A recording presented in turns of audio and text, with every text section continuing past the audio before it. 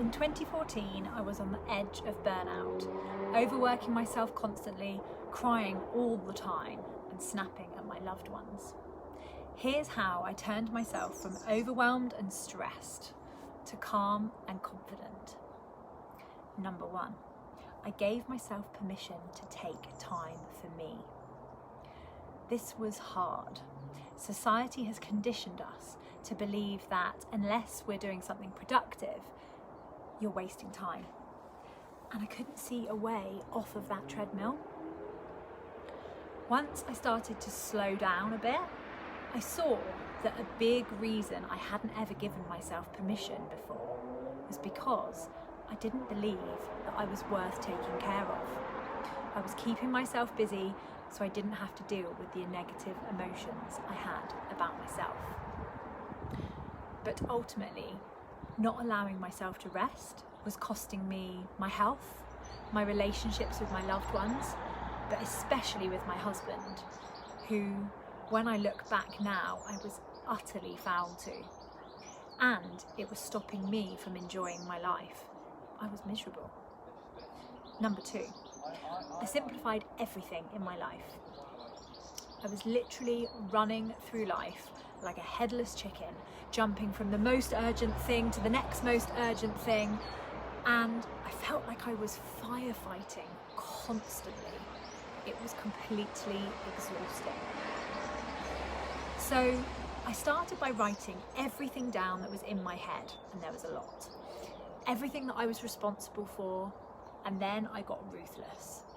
Unless it meant something important to me or a close loved one, or it was vital to be able to live, i.e. pay the bills, it went.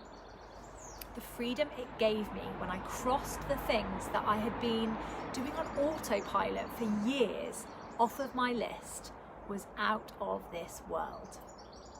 I had to learn how to say no to things that didn't light me up. I was a proper social butterfly back in the day. I would have attended the opening of a frigging envelope.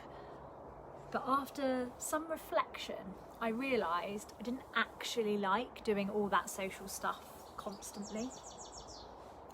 I began to love my rest time, where I could recharge my batteries and just be the real me. But this introspective ability and guilt-free gift of time to myself didn't just happen overnight. It started really slowly and in quite a surprising way, which was number 3. I created a safe space right outside my back door, and it was this haven that helped me to heal and grow and find who I was again. I'd started to garden out of necessity in 2014. I had a garden and it needed doing, but I soon realised that it was the only place that my brain was quiet.